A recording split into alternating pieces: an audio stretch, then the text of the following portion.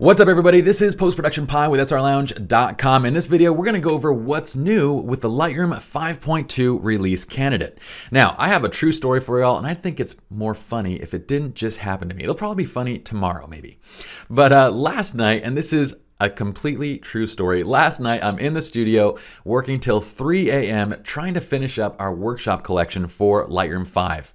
I just barely finished up all the videos, including the advanced retouch videos, and that was when I finished up at 3 a.m. and I headed home.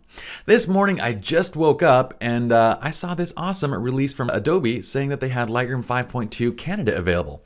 And what did they add? Well, they added a new update to the spot removal tool, which we use quite a bit in those retouching videos.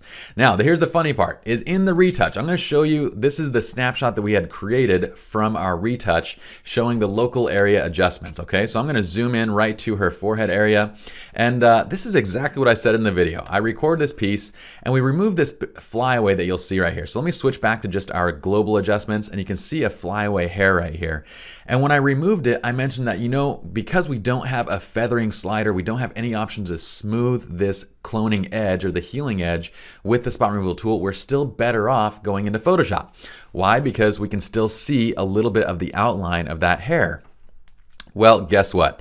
This morning, it couldn't have been, I don't know, it's kind of even ridiculous to have this, but this morning they released 5.2, and what does 5.2 have? Well, now we have a feathering slider in our spot removal tool. So, I have 5 videos that I need to go re-record now because I need to show off the new feathering tool, which actually works quite well. In addition, when we were clicking and doing spot removal, the auto find to basically choose the auto sampling area was going crazy over our skin tones. It was kind of pulling from all sorts of different places. It wasn't doing a good job of guessing where it was.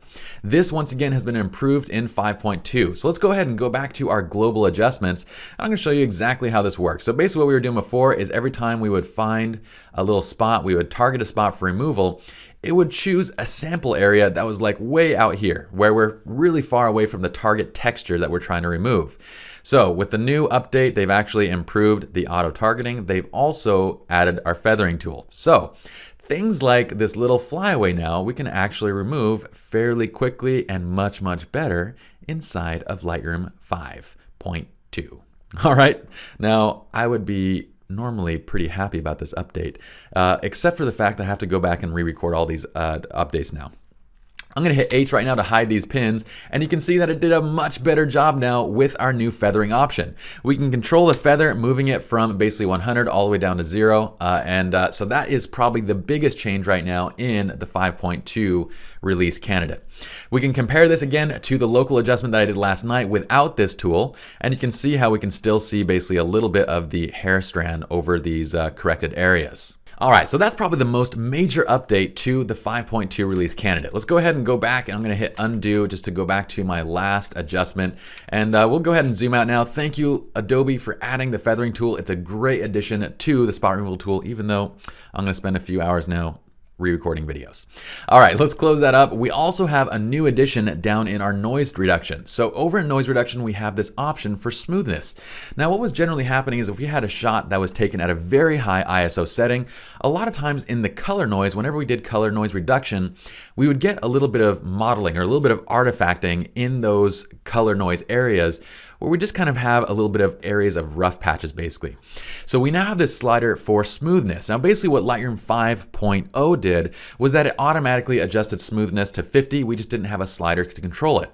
So in 5.2 you'll see that it defaults to 50, which is the same setting that you had in 5.0, but now we can take it above 50 for the level. So we can actually bring it up to reduce that modeling effect over the color noise. So that's another nice addition. During our retouches last night, we're also demonstrating how to use the adjustment brush. Let's go ahead and select one of the other retouches that we did. And I'm gonna show you what's been added to the adjustment brushes now. So if we go ahead and select our adjustment brushes, we can see all the pins that we previously added. And now we have the option to basically select a pin. We can right click and we actually have a context menu. So we can reset the brushing, we can duplicate, or we can delete the brush pin just by right clicking on the menu. Now check this out. We can also Control Alt drag on any of these pins to actually duplicate the pin to a different area on the image. This would be Option Command dragging over on a Mac to duplicate a pin. We also have the option to Alt-Control drag the pin or Option Command drag the pin to basically duplicate the pin to a different area of our image. I'm going to hit Control Z or Command Z to undo that duplication. And now let's jump to our loop view. We have an update with the Smart Previews. Smart Preview resolution, when you render them out by going to the library menu, going down to Previews, and then clicking on Smart Previews, the resolution on the long edge will now go to 2560 pixels. In addition, of course, with Release Candidate 5.2, we also have additional support for more cameras, and we have a lot of different bug fixes. So throughout the re-recording of many of these workshop videos, we're gonna be testing out stability and just see if these bug fixes have indeed been fixed, and we'll update you on that later on. All right, that's it for the 5.2 Release Candidate. Thank you, Adobe, for the update, and I'm a little bit flustered right now because I have a lot of work now in front of me. All right, we'll see you all in the next video.